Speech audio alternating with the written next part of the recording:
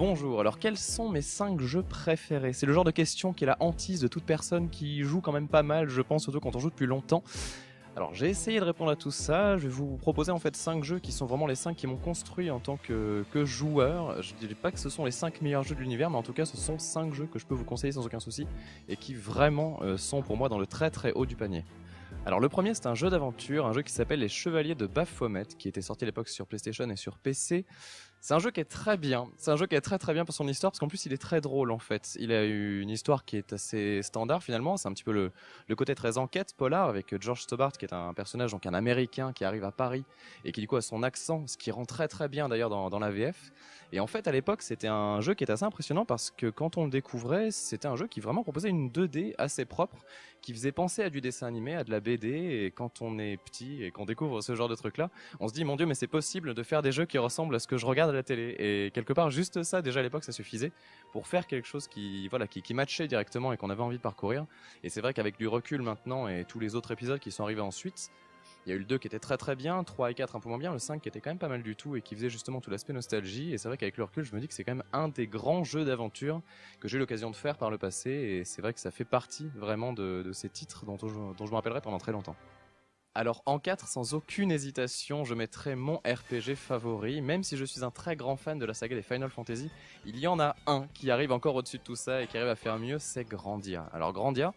c'est l'aventure. En fait, je pense qu'on peut le qualifier comme ça. Il y a un système de combat qui est très chouette, il y a un système de compétences qui est quand même pas mal du tout. Il y a pas mal de quêtes à faire, l'histoire est intéressante. Voilà, tous les aspects du RPG en fait sont là et sont intéressants. Mais au-delà de tout ça, on va dire que l'épopée globale est vraiment très très bien. L'aventure de Justin, qui va découvrir justement les traces d'une sorte de peuple qu'il suit au début, une petite aventure finalement qui va devenir une très grande quête dans laquelle il va grandir, et finalement tout cet aspect progression où on va nous-mêmes grandir en tant que joueur en jouant à ce jeu-là, c'est quelque chose qui m'avait vraiment beaucoup plu. Et c'est un jeu qui en plus apportait quand même un sacré truc dans le RPG de l'époque, parce que le JRPG il y en avait beaucoup, mais celui-ci arrivait à se démarquer par son système de combat qui était très dynamique, qui changeait encore par rapport à ce qu'on connaissait des combats au tour par tour, qui amenait sa petite pierre à l'édifice avec un côté timing qui a été repris notamment dans Child of Light. Et je pense que ouais, aujourd'hui ça doit être mon JRPG préféré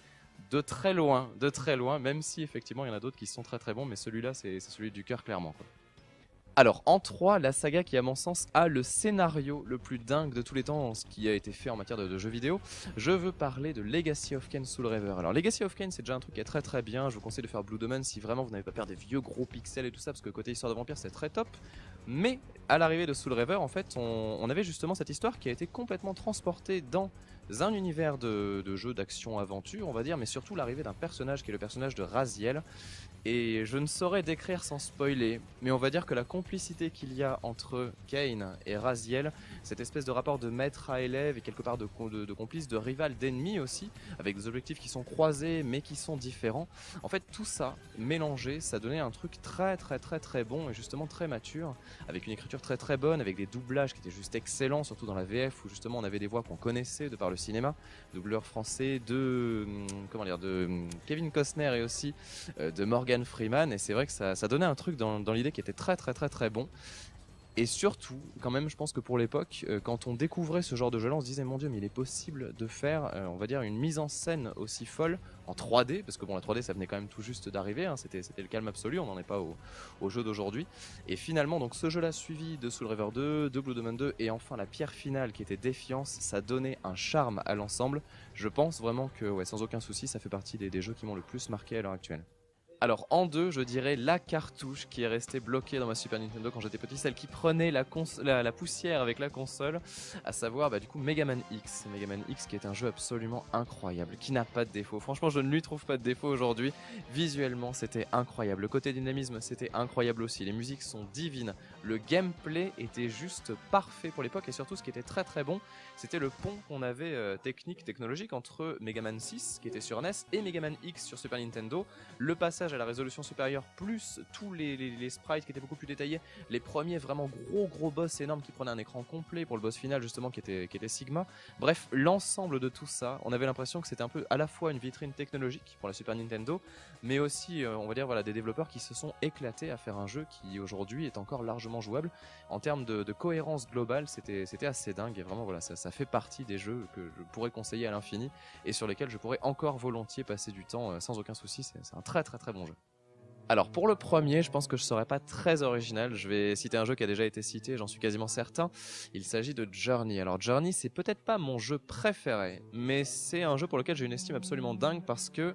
je trouve qu'il a réussi à marquer son temps, chose qui est quand même très très dure aujourd'hui, même si on a des nouveaux concepts qui émergent. Finalement, on est beaucoup moins dans la phase très artisanale du jeu vidéo où on faisait de l'essai. Et finalement, ce jeu a réussi à poser une pierre absolument incroyable dans le monde du multijoueur. Parce que Journey, c'est un jeu qu'on peut considérer comme une très belle aventure solo, comme un très beau jeu poétique, etc. Moi aussi, je pense ça, mais vraiment, au-delà de ça, je trouve que ce qui vraiment était dingue dans ce jeu, c'était le fait de pouvoir faire l'aventure du début jusqu'à la fin avec une personne que l'on ne connaît pas, qui ne parle peut-être pas notre langue, et pourtant on partage quelque chose de complètement unique. Et en fait, justement, l'aventure est très belle, mais elle est si bien mise en relief parce que vous avez cette possibilité de multi qui vient là, et c'est très très très difficile dans la création de jeu de faire un concept qui soit aussi épuré à l'œil. C'est-à-dire que voilà, quand on voit Journey, on se dit bah, c'est bon, c'est simple, c'est un bonhomme qui se balade dans de la plage et c'est fini quoi. Et en fait, techniquement parlant, c'est beaucoup plus compliqué que ça. Mais le fait que vous ayez l'impression que ce soit si épuré et si simple et si beau finalement aussi, eh bien c'est quelque chose qui est un véritable coup de génie, et je suis très sensible à ça, et je trouve qu'aujourd'hui c'est peut-être un des jeux les plus aboutis que j'ai eu l'occasion de faire, en tout cas dans ce genre-là bien évidemment, voilà, parce que c'est pas comparable à un jeu de voiture ou quoi que ce soit, mais en tout cas dans ce style-là de jeu d'épopée et tout ça, j'ai beaucoup de respect pour les jeux genre Shadow of the Colossus, Ico et tout ça, mais je trouve que Journey est encore un cran au-dessus, et surtout c'est un jeu innovant vraiment sur quasiment tous les aspects, et en ça je tire mon chapeau et je dis bravo, c'est un jeu incroyable. Alors bien sûr, je vous donne 5 jeux comme ça qui m'ont construit en tant que joueur, il y en a aussi d'autres qui m'ont marqué, j'aurais pu vous parler de Medieval, j'aurais pu vous parler de Fear Effect. Fear Effect qui est peut-être le jeu façon Resident Evil qui m'a le plus convaincu, j'aurais pu vous parler justement des Silent Hill qui sont des jeux d'horreur absolument incroyables. Côté jeu de combat, je pense que j'aurais pu citer aussi Soul Calibur, tout ça, enfin il y a plein de jeux bien évidemment qui sont excellents, et je pense que vous avez vous aussi vos favoris. Après, j'oserais juste dire un truc, parce que je pense qu'on m'attendait aussi du côté de l'indé, et finalement l'indé, aujourd'hui, il y a plein de trucs qui sont très innovants, on pourrait penser à The Stanley Parable par exemple, qui est juste incroyable dans sa narration. Il y a plein de concepts comme ça qui émergent, mais quelque part c'est encore un peu jeune, et je dois bien avouer aussi qu'il y a beaucoup de formules qui sont des formules de nostalgie, donc ça fait d'excellents jeux, mais c'est pas des jeux qui m'ont autant marqué à l'heure actuelle, même si je les aime d'amour très fortement, et ça je pense que vous le savez. Mais tout ça pour vous dire que justement, si vous avez aimé aussi ces anciens jeux, n'hésitez pas à checker ce qui se passe du côté de l'indé, parce qu'on retrouve pas mal de formules qui ont pu nous plaire par le passé, et je pense que si on a été marqué à une époque par certains types, on n'a pas été les seuls, et justement ces créateurs-là essayent de reprendre un petit peu ce sentiment qu'ils avaient eu à l'époque, et finalement on retrouve des choses absolument dingues.